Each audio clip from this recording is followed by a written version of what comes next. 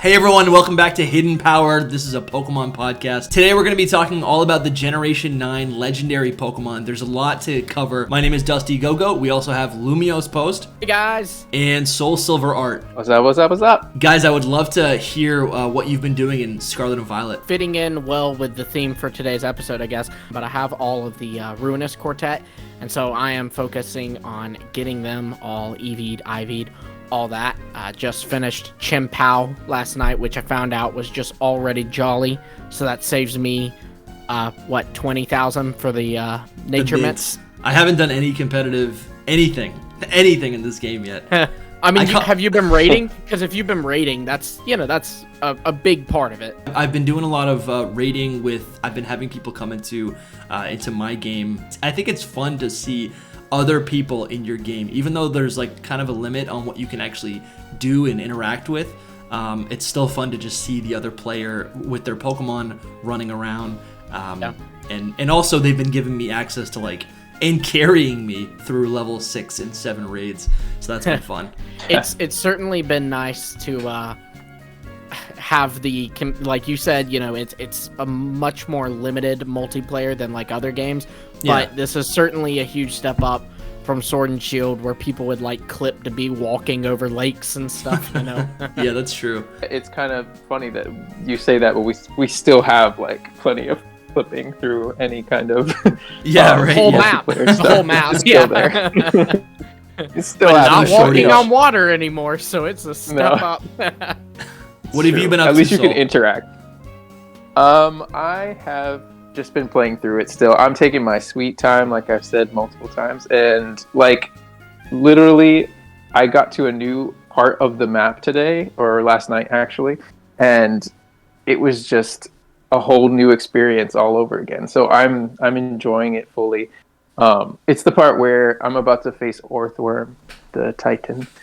Fun. So there's just so much I could talk about, it just changing the music every time you get into a new section of the whole Paldean map. Yeah. And just experiencing the new Pokemon there. It's great. I love it. Mm-hmm. That was a lot of fun. Yeah, the Orthworm. Honestly, a lot of the Titans are a lot of fun. I think I've kind of robbed myself by not playing this game with the sound on. I want to say our first episode we were discussing how we were almost teasing Soul that he doesn't really care for the music that much, but I ended up not using the music, or just not engaging with the music really at all. Just don't do it on stream, because they've set you a little DMCA trap. Oh yeah, with Ed Sheeran at the end there. Yeah, the kiss of death. I will say the beginning was awful. Just being in that one, the whole first area of the map, the bottom south of Paldea, is the same music, and it's just over and over the same track. And it's in my brain all day, every day, which is good, but it just was too much. And then I just loved going to a new area, and it's a whole different music that transitions into a whole different other music when you get into a battle too, and it's just great. Yeah.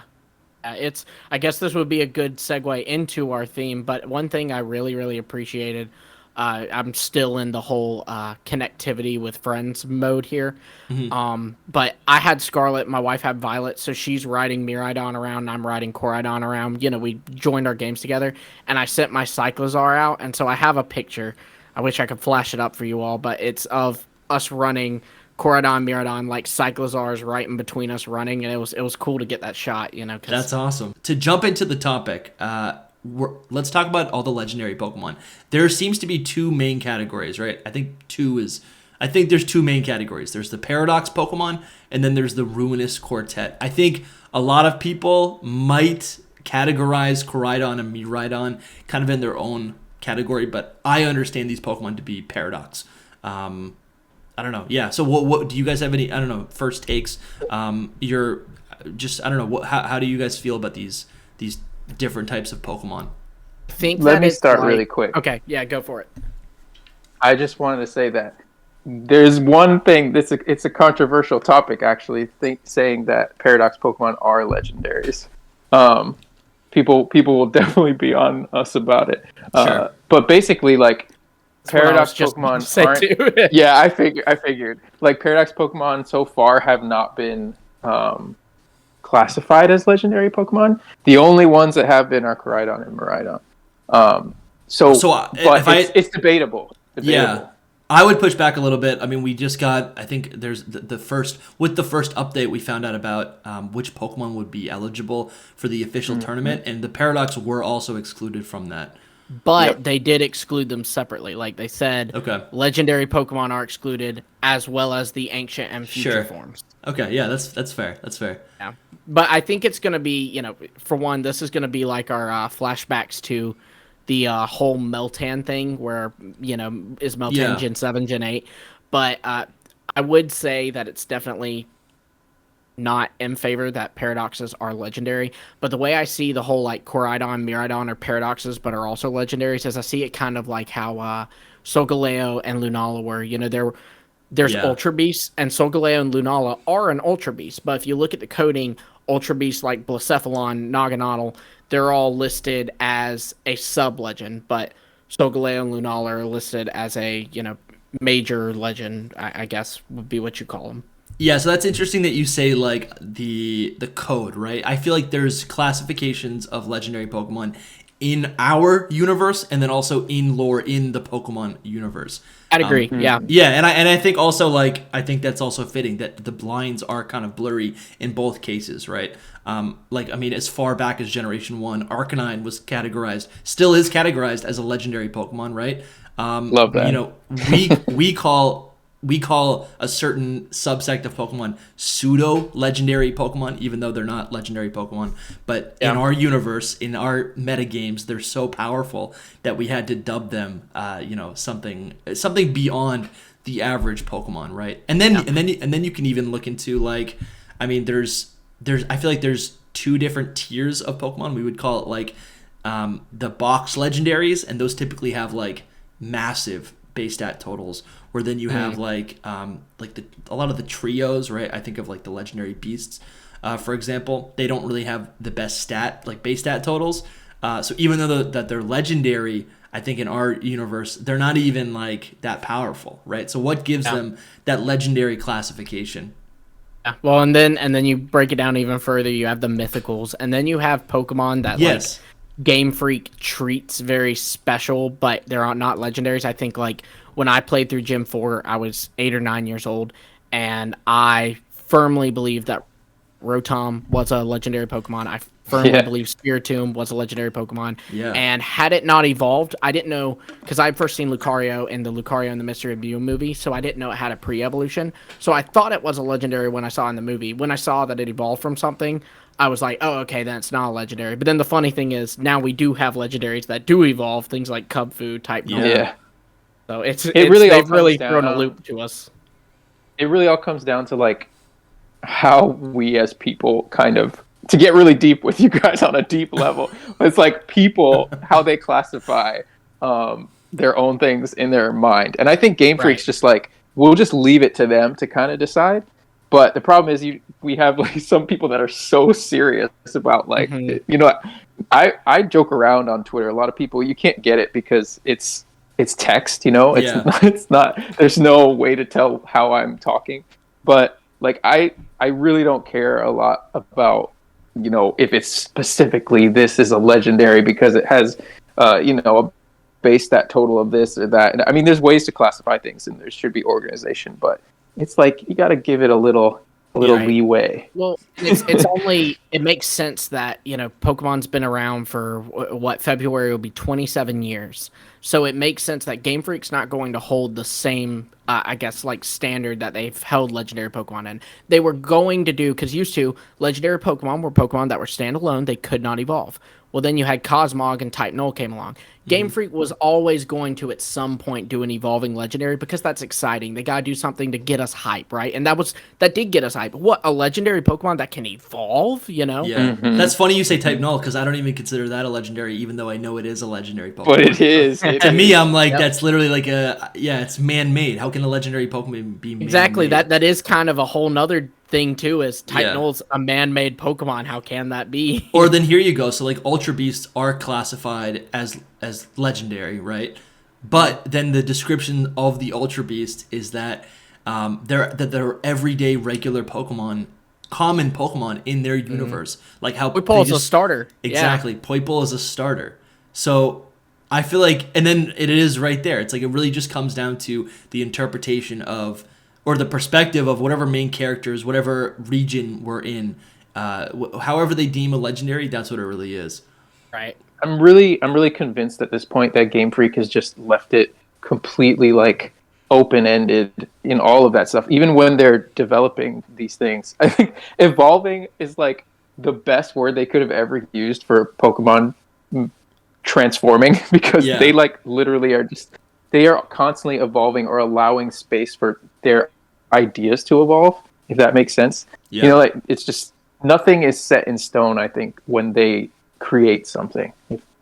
It's just like this legendary Pokemon could be something else. Yeah, but I do think, I mean, I was watching this amazing video about Pokemon Legends Arceus, and they totally, this creator, like, really cemented in my mind the care and just like how every decision in Pokemon Legends Arceus was deliberate, right? I think oftentimes we look at Game Freak and we'll either make them the scapegoat or make excuses for them or blame them for everything, or just act as if they don't care about the franchise. But I really do think I don't know. I'm just feeling emotional right now, and I feel like Game Freak really does care about. I mean, why would they not care about Pokemon? It's their child. It's like it's their legacy. Firstborn as well. Literally. Yeah. They definitely care, and that also comes down to who the devs are for the specific games. Like, you know, who's the director of Pokemon Legends Arceus? How much lore do they want to put into it, and how do they organize something? You know, over how somebody else would do it. Right. It kind of comes down to that as well. It's not like an overall set throughout all of Game Freak. I feel like everyone has their own take on it. They allow for like all kinds of different. I know what you're saying. Yeah. It's not like the lore isn't so rigid that it can't change. And it's only this way until it isn't. Yeah, but that's special because then that obscurity allows shows like this to exist where we can just have a conversation about it. If everything's like so clear cut, then it's really not that much fun. Right. What's the debate? Yeah. What do we have to talk about? Yeah. Right. So I mean, Ultra Beast is the most obvious, like, debatable topic. Yeah. Well, I don't know. I feel like I'd argue the paradoxes are now. I think Paradox are as well, yeah. Because to me, I'm like Ultra Beast. I see Ultra Beast as Ultra Beasts are only legendary from the perspective of the Pokemon Earth that we know, right? Right. But they're not actually like so. And the same thing applies for Paradox, where they're like, I mean, you look at the box legendaries, right? We call them box legendaries. Koraidon and Miraidon are only legendary because they are so powerful for the current time period that we're in. But in their universe, it's just another. Even though they're powerful, it's literally just a Cyclizar, right? Is Cyclizar a legendary Pokemon? Well, I think that's actually the beauty of it is that, and I know that there's like a whole debate around this, but if we are to take what the game has told us thus far, that Koraidon is a past version of Cyclizar and Miraidon is a future version of Cyclizar, the way I see it is it's kind of like the real world dog, like where it used to be this wolf, this vicious, thing that could kill you, and now it's a poodle, we domesticated it and literally took away its legendariness. And Miraidon is a for real friend or a for real pet. Right. That is like infected with some crazy robotic virus that it becomes crazy legendary in the future. Maybe it's like a Planet of the Apes thing, like Cyclizar turns on us and it's like Ultron meets Planet of the Apes. Or it's like those. Technically, it's like that. It's the Boston Dynamic robots. Yeah. I don't know that, but you don't know those. All right, I'll pull it up. You guys can keep talking. I'm now debating on if I know it. I have no idea. But yeah, it's like Cyclizar. If your metaphor, Lumi, like it was a wolf, ravenous, becomes a puppy dog, and then becomes a robot wolf again. Right. Yeah. Because it has to be like big and legendary all over again. Well, and I imagine that like the future that these paradoxes would be. Yeah, that thing. Yeah.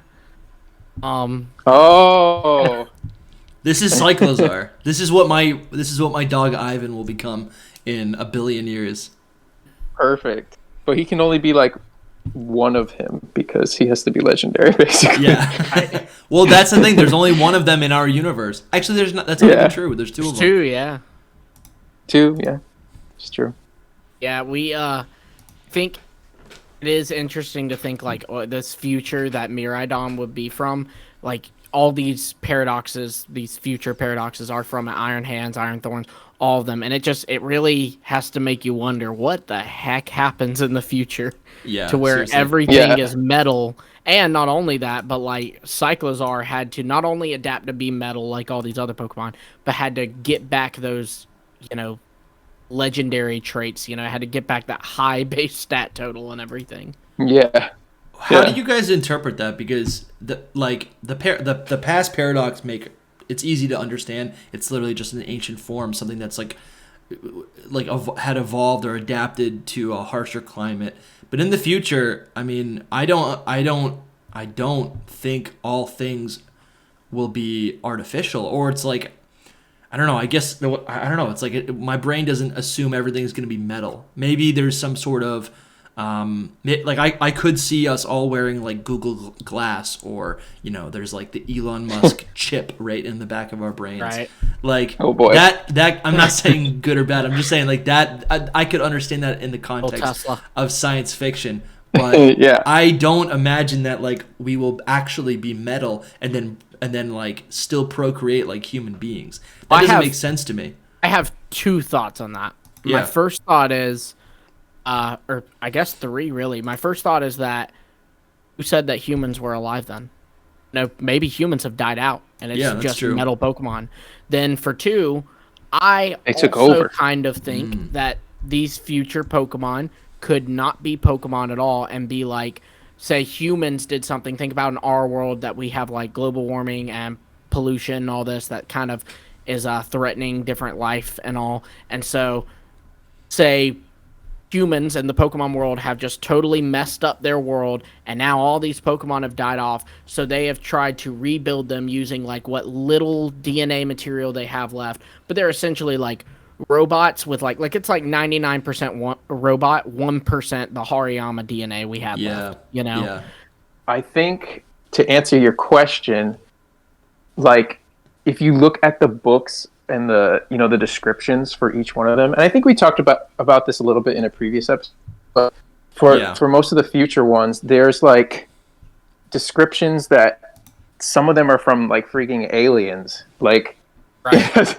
Who knows what happens in this future? Yeah, like maybe some kind of alien attack happened. Like we could go deep in like crazy theories on what happens in this specific one timeline. I think that you have to think of it as one timeline going into this future, or you think of it as like a bunch of different timelines that are kind of similar and different things happen, but they kind of end up being the same outcome of Robo Pokemon. I mean, just to add one, this is one idea of a world that has been destroyed. One timeline is the one where Cyrus is able to. I'm not Cyrus.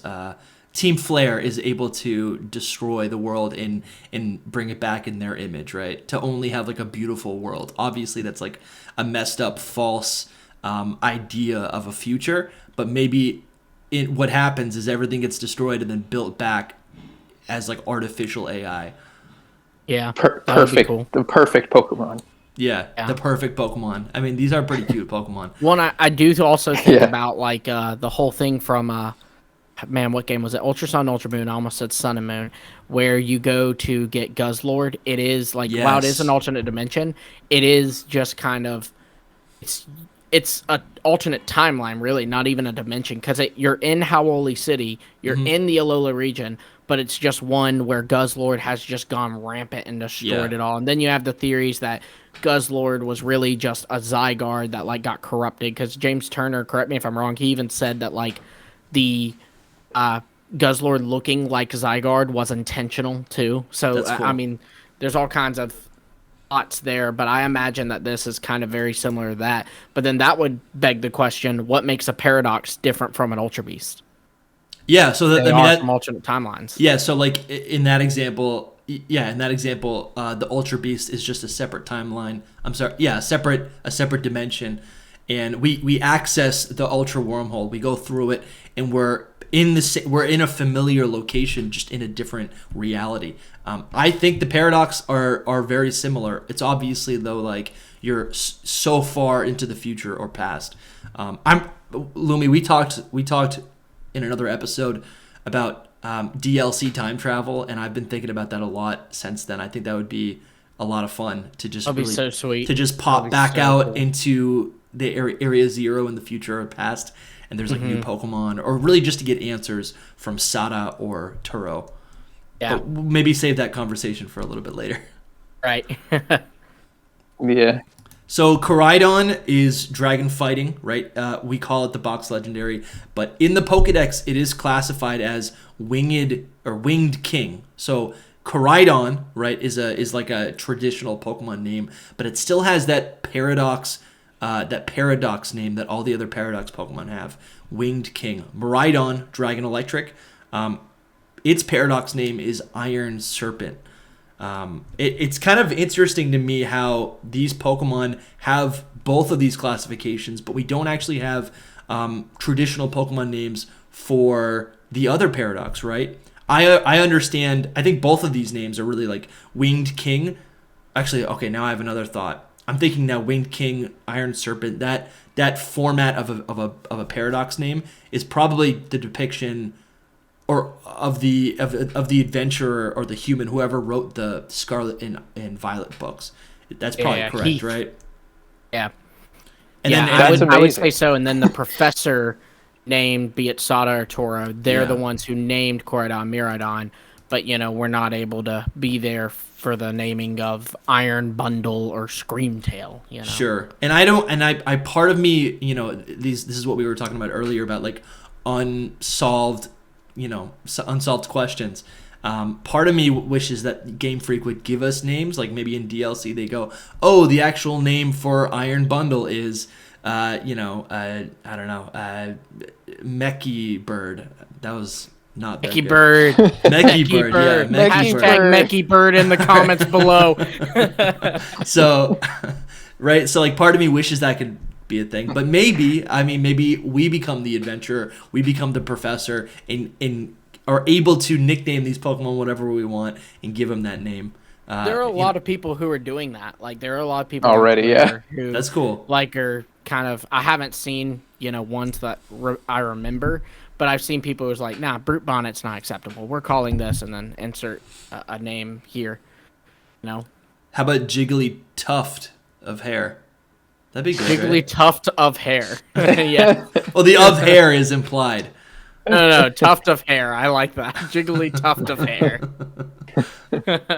You guys blew my mind just now with all of that. I didn't even know about like their. I did know because I just saw it today. Actually, whenever this recording is going up, is not going to be the same day. But today is the day that Pokemon officially like put up Koraidon and Miraidon's information on the website, and it says those names, or it says that it's a Paradox Pokemon.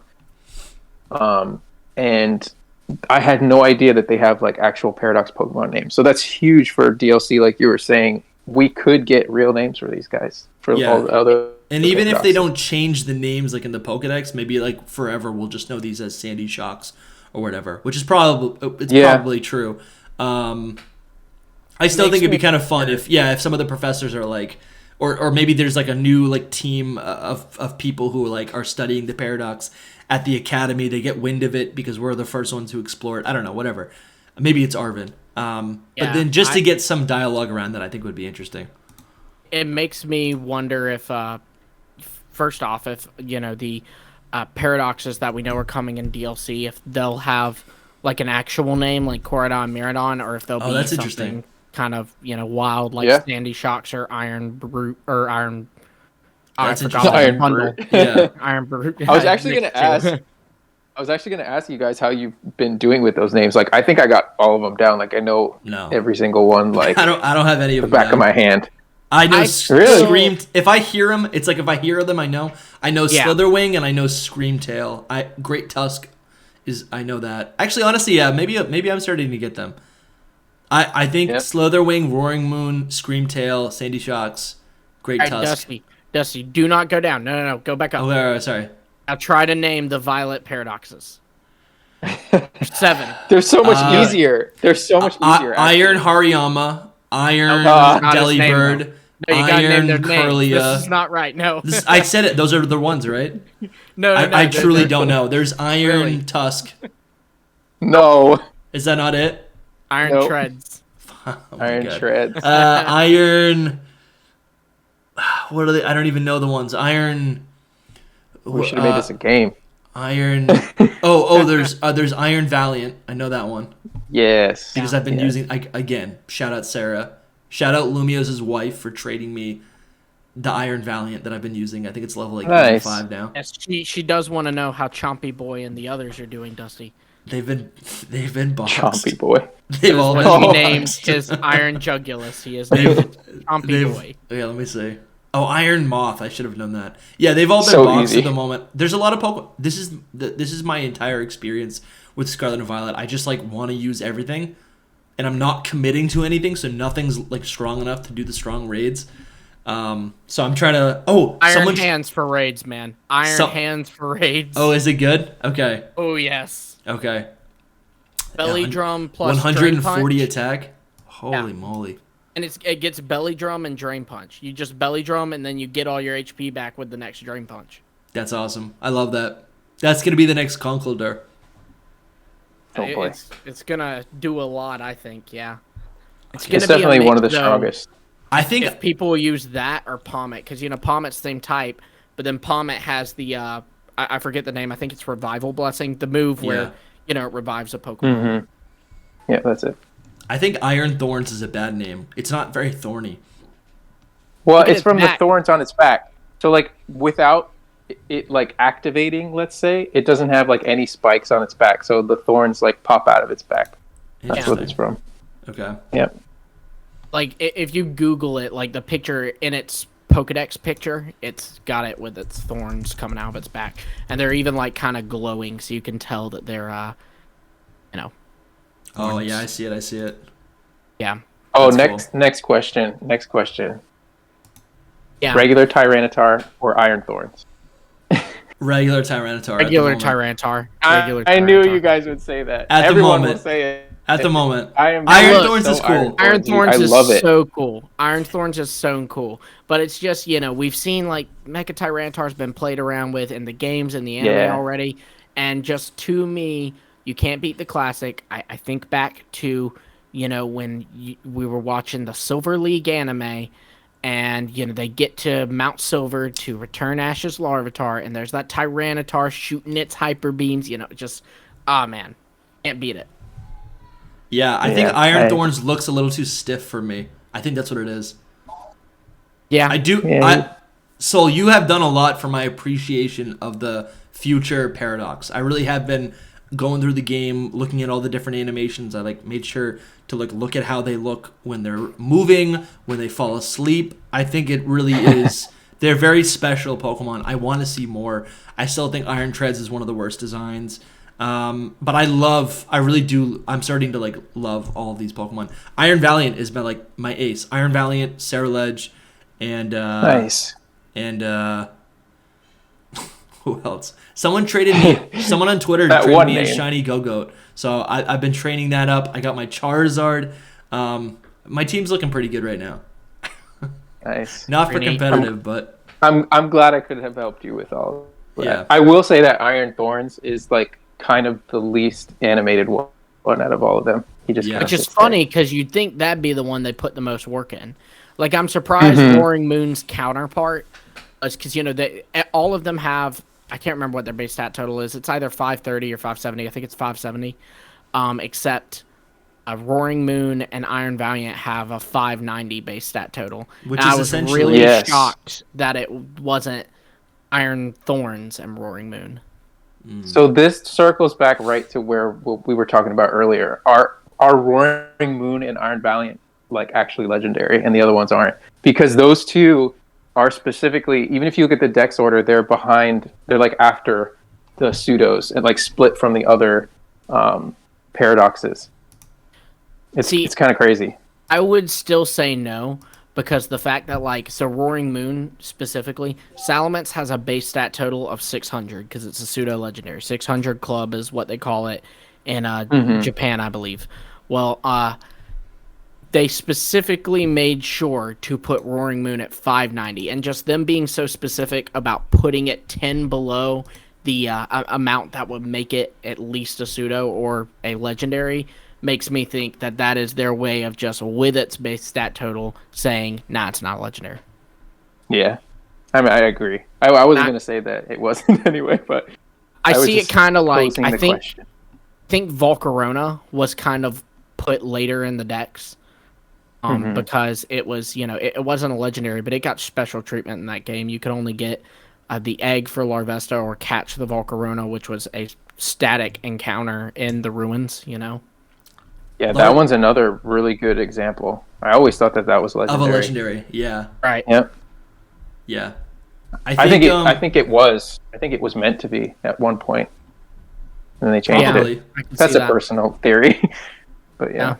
Do you guys want to get into the Ruinous quartet? I know Lumios has been. I would love to get into the Ruinous quartet. You've caught them all. You're training them. Real legendaries. The real legendaries. Yeah. Yes. I guess just before you start, there is I've heard these called the Ruinous Quartet as well as the Treasures of Ruin, the 4 Treasures of Ruin, which is Treasures cool of Ruin is their official name. Ruinous Quartet, I think, is the fan name because it's a little bit shorter, I guess. But okay, and I also I have all the dex entries here. If when you're finished, I can read those out. First, I think I gotta praise Pokemon for this. These felt like a return to the normal, the normal for legendary Pokemon. Like, I remember it was hard to get Suicune, Raikou, and Entei, right? Because you had to chase them down around the region. The Regis, oh my god, that was really difficult. But, in recent games, it's been go to this location, the Pokemon will be just standing there waiting for you, and its catch rate is so bad, you can toss a Pokeball at it, and you will get it without doing any damage to it. And these legendaries, they made them hard. You have to go and find those stakes. And I'm proud to say I did not use anything online. I found all of their stakes myself. That's cool. Without help. So I'm that trying was to very do that. rewarding. You need to, because I promise it's more rewarding. I didn't care much for these. I thought some of them had cool designs, but just the hunt for them has made me love each one of these. Even Tinglu. Tinglu is my least favorite of them, but even him I adore. Also, Tinglu's nice. Heads up for while we're talking about this, I'm sure that we're all, or at least me, going to butcher some of the pronunciations of these names. So I was going to start the whole episode off with that. you said Chien Pao like really weird, and I was like, all right, here we go. Yeah. I'm probably saying it wrong too, but so Tinglu. I mean, for those who are just listening, maybe I can. I have him up here on the screen, but Tinglu. That's how I pronounce it. It's the Darkened Ground deer Pokemon. It's got like this massive iron. What is it like? It's like an iron cauldron. Dish. Cauldron. Yeah. Okay. Mm-hmm. How do you guys say Tinglu? Yeah, Tinglu. Yeah. Okay, and then there's I would like venture to say Chien Pao. That sounds right. Yeah. Say Chien Pao. Like cheetah. Like Chen, like the body part, your chin. I'm sorry, Chinese people out there listening to this. Right. Laugh at us. I'm sure that's not correct, but yeah, Chien Pao. All right, and Chien Pao is the white leopard. Would you call it like a leopard or a tiger?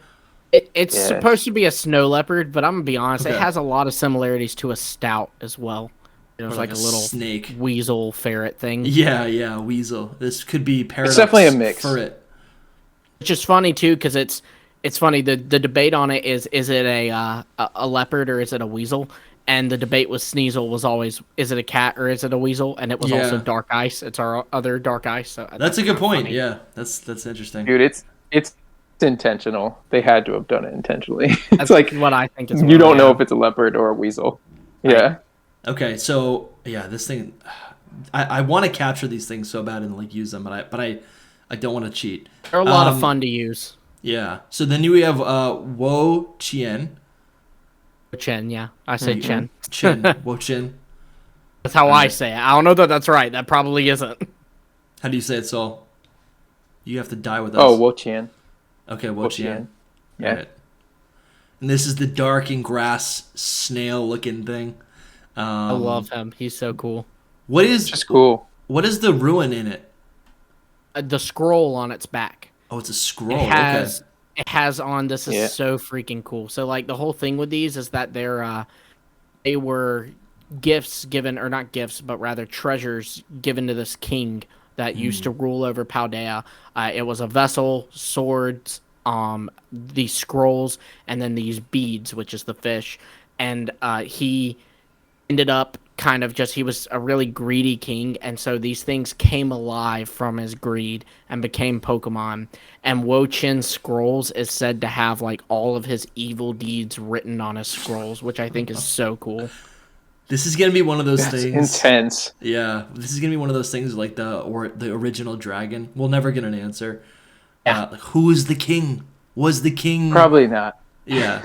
Is it the king of Kalos? What is it? Oh man. No, it was of Paldea. Maybe we'll find out in DLC that he went to war with the king of Kalos. It'd be great. I mean, again, we'll get into it later, but it'd be great to go back in time to when the king is alive, maybe 3,000 years ago, when AZ was alive, right? Okay. Yeah. And then we have the goldfish, the dark and fire type goldfish, Chi Yu. Correct? Yeah. Yeah, Okay. Chi Yu, It's the that's weirdest how I one pronounce for it. me. I think it's Really? It sounds. He's my favorite. No, I mean It's the cleanest. The name. Chi-Yu? The name. I think Chi Yu is easy to say. King Lu It is just also sounds like- easy to say. It sounds like PU or like like to me in my mind I'm just like I don't know. Right. I don't Yeah, like the name much. Alright, that's fine. I like the Pokemon. Yeah, I think the Pokemon stands out. Maybe it's just the red color.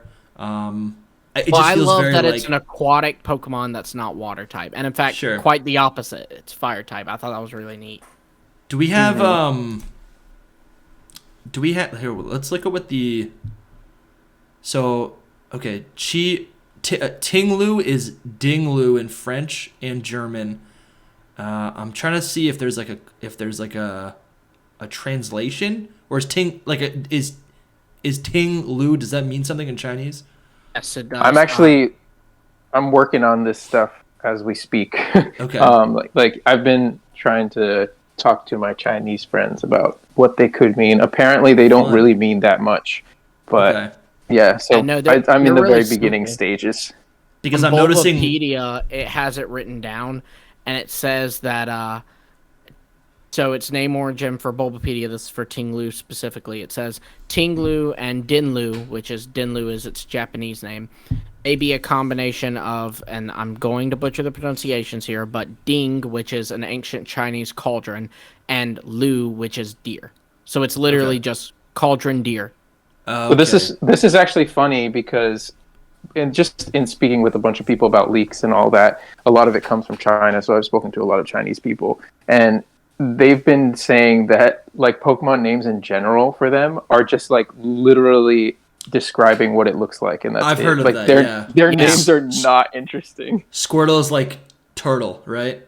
Yeah, like water squirting turtle. Like Well, that's what it and would I be. remember way back on, Pokemon Day when we were about to get the reveal of Scarlet and Violet. We had the trademarks leak for the starters, or specifically for the Grass and Fire starter, and it was their Chinese names, and it was literally like translated to Young Leaf Meow was Sprigatito's Chinese name, like literally just Young Leaf Meow, and then Fuecoco's was like Lazy Fire Crocodile, or it might have even been Stupid Fire Crocodile. Are the words like meshed together? Because that is essentially what the English names are. They're just like two things matched together. Think of Talonflame, yeah. Literally, we just said Talonflame at the same time. Exactly. It's kind of that basically, but for every one of them.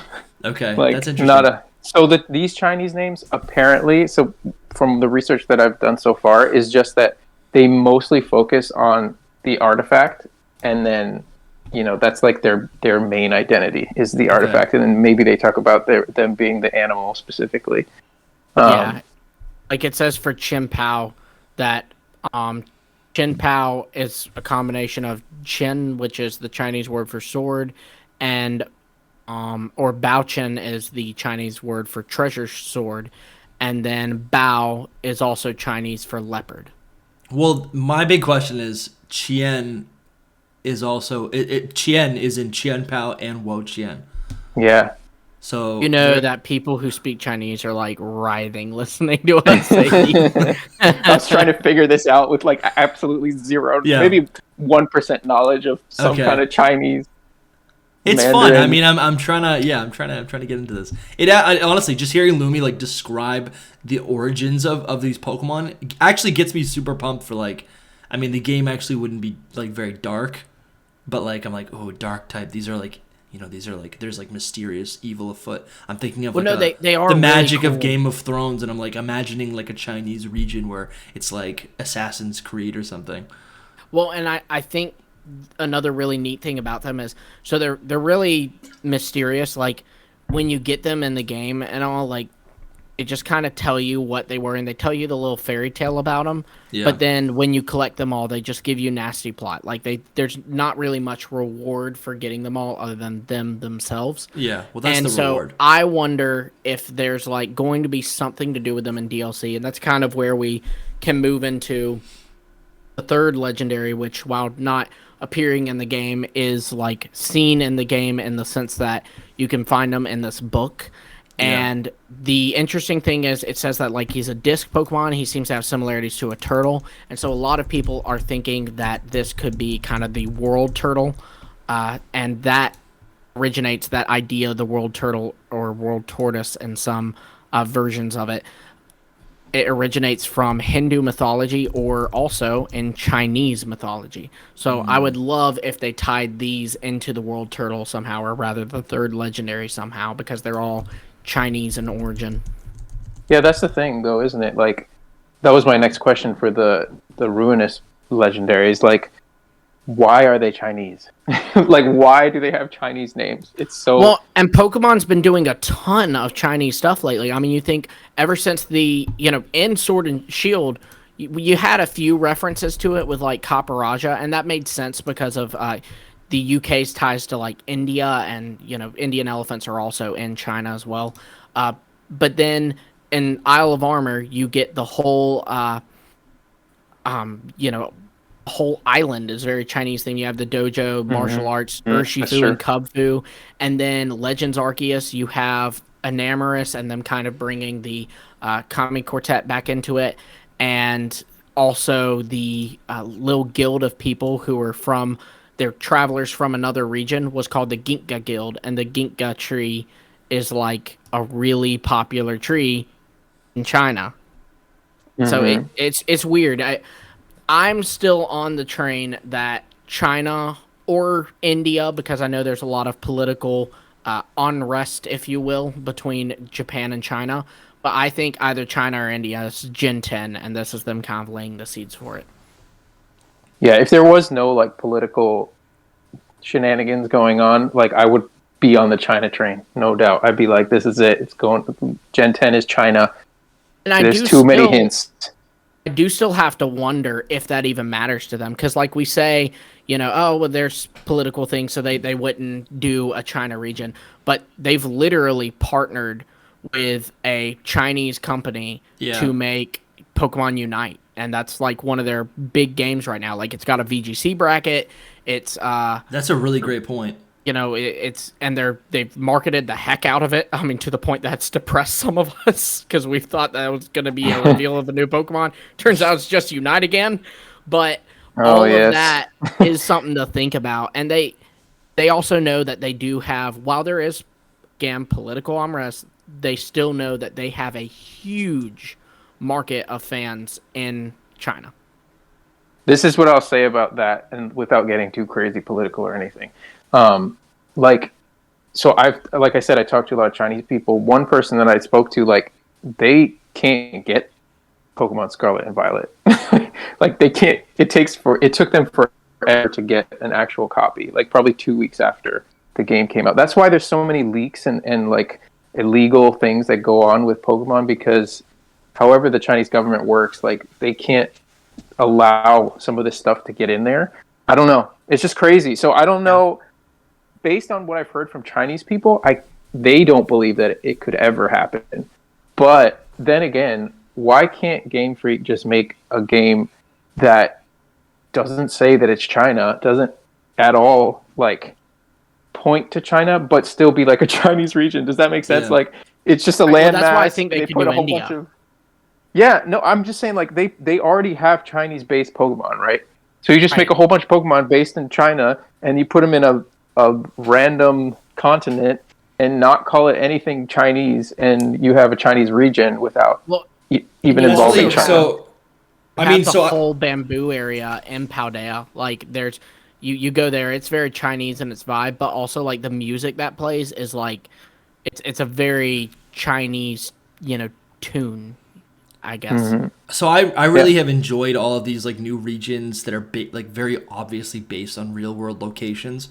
But I don't know. I feel like, could we have a region that isn't based on anything in real life, right? Could they actually just give us a region? I mean, obviously the trajectory, literally the entire 30 years of Pokemon has been like they've just been leading up to more and more real world like based regions. But I don't know. It's kind of gone the opposite.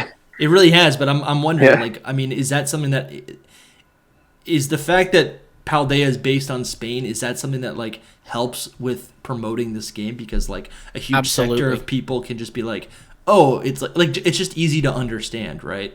You don't like, you can just say like, oh, it's in Spain. Like Pokemon is going to be in Spain in Gen 9.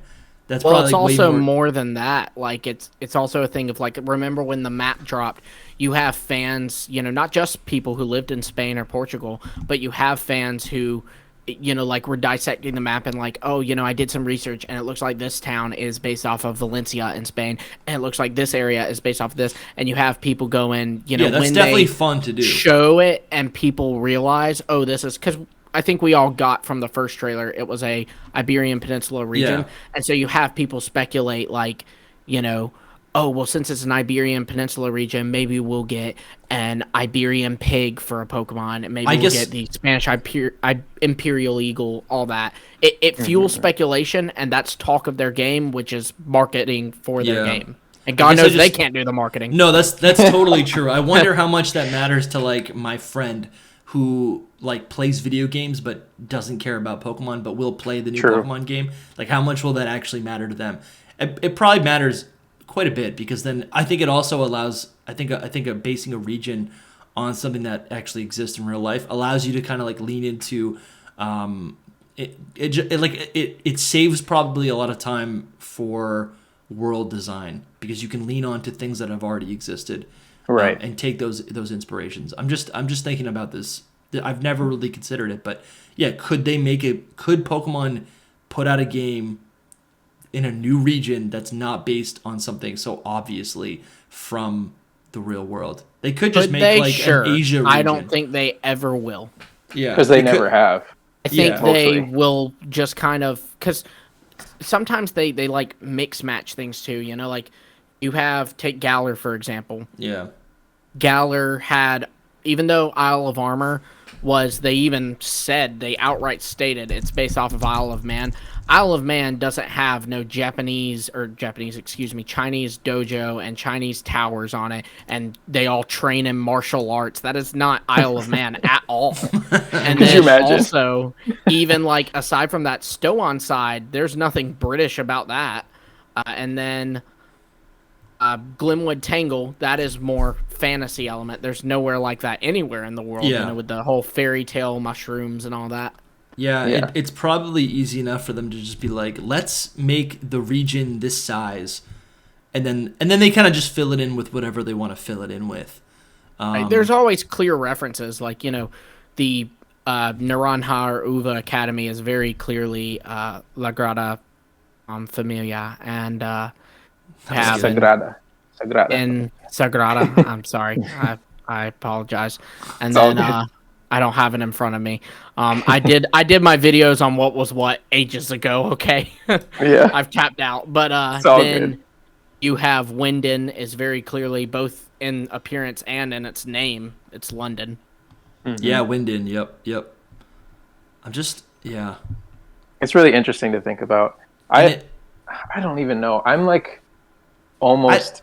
I don't want to say that I don't want this kind of thing, but I almost like when they just mix everything up and don't do something so specifically pointed on one specific Yeah, I thing. agree with you. I think it's kind of like, to me, Unova is not New York City. I know it like is stated to be New York City. It's supposed to be New York City, but to me, it really feels like But just look at it. the entire I don't know. That doesn't look like New York to me. To me, that just looks like.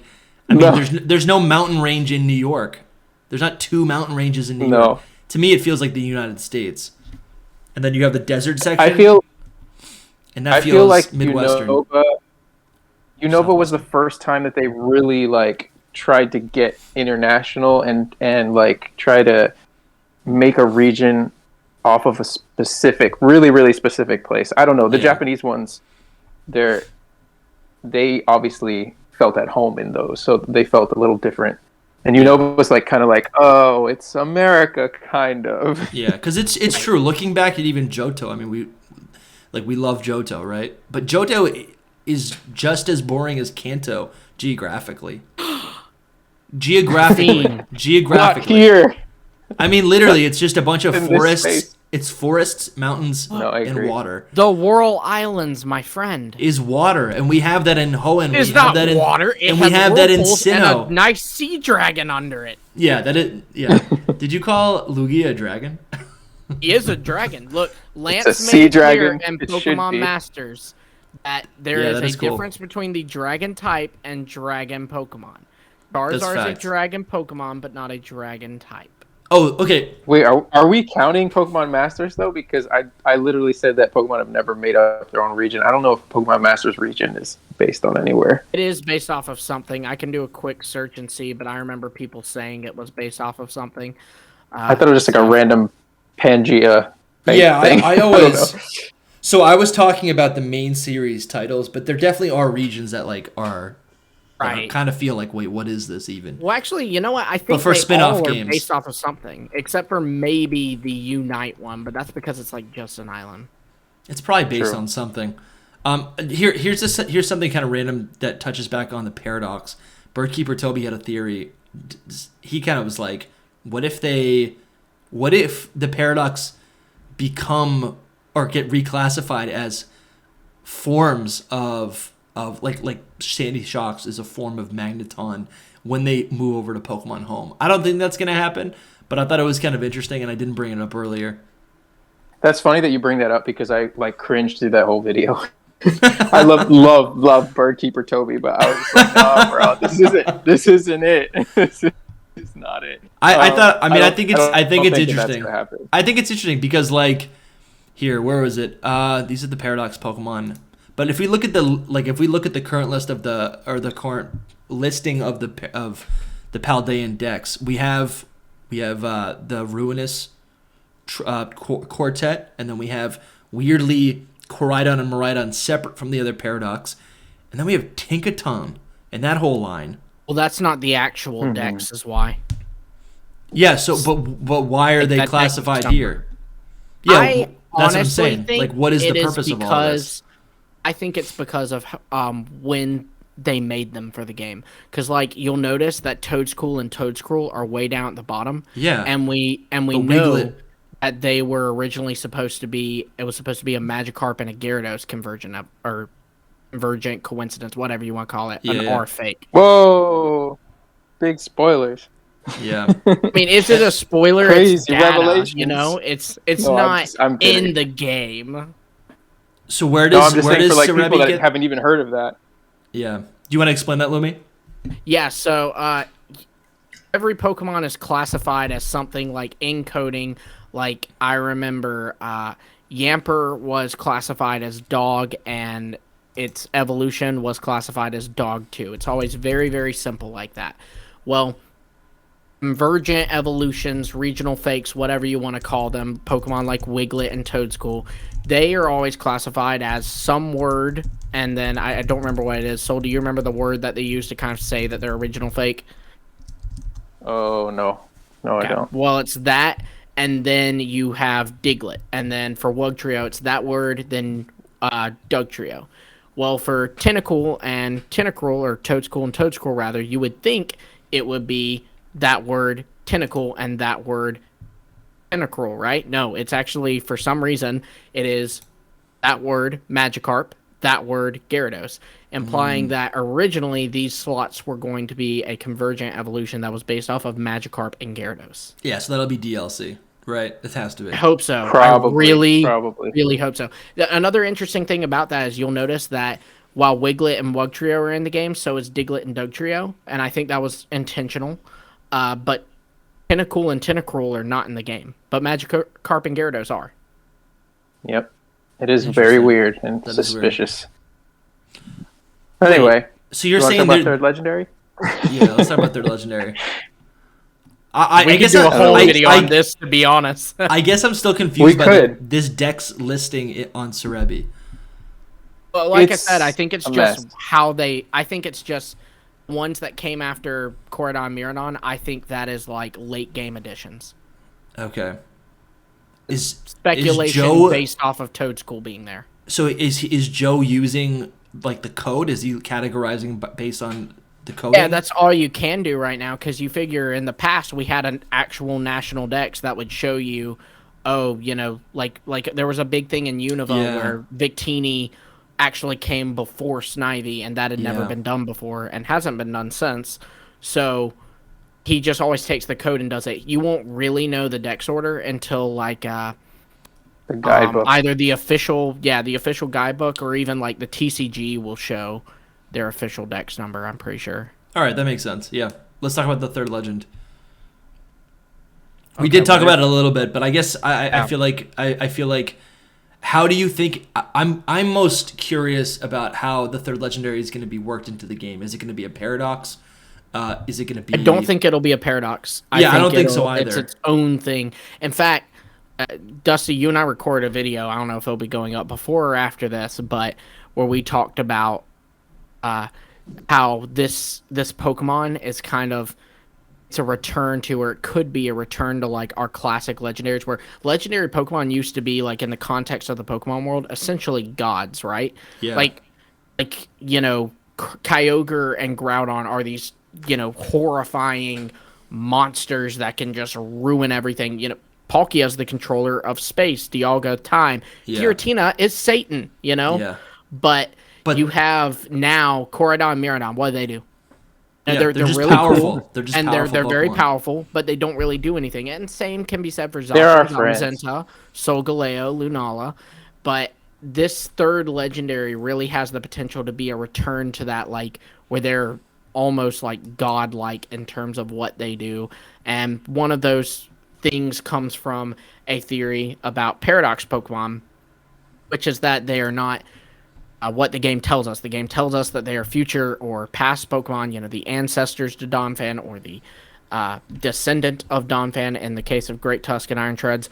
But there is some speculation that's not the case, and this comes from if you beat the game, so spoilers, obviously, you can go and talk to Arven, and Arven will kind of be telling you all about how he's feeling down because everybody's done something great. And it basically just leads to him kind of going, hey, you know what's weird? We have these paradox Pokemon that, my mom or dad, depending on the version, brought in. But how come they were encountered 87 years ago? I think it was 87 years, when the Scarlet and Violet book were written. And he's right.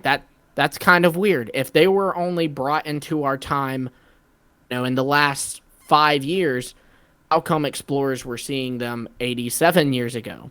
And so the common theory here is that what it is the third legendary was making Heath, which is the writer of the Scarlet and Violet book, his imaginations of these Pokemon that could live down in Area Zero come to life. Oh, man. And that's all the paradoxes are.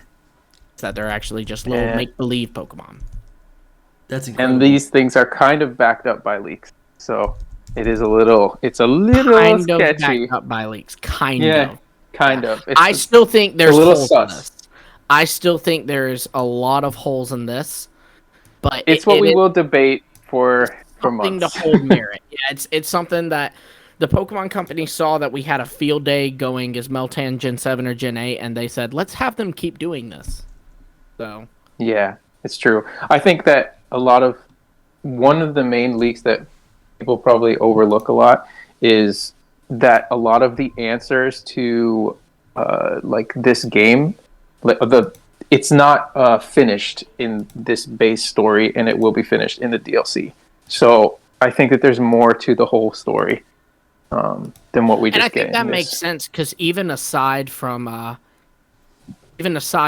just, the mystery behind Paradoxes, Area Zero, the third legendary, all that, there's still some other stuff too that's kind of unanswered. Like, I even did a video about this recently. Like, the champion Gita is really weird. Like, they gave her no personality, and I feel like they'll do a little bit more with her. And another thing too is her ace is a Glamora, which is found all over the place in Area Zero. And not only that, but they even draw attention to this. When you encounter a Glamora in Area Zero in the way home plot, Nimona even makes a point to say, hey, that's the Pokemon used by Gita.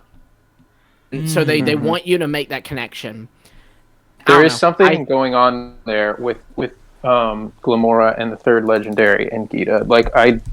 I would be hard pressed to not see it be expanded, their whole story be expanded in the DLC. Obviously, the third legendary is, we know the third legendary caused, like they said in the little book that you can find it in, it says that they believe it's responsible for the Terrastal phenomenon.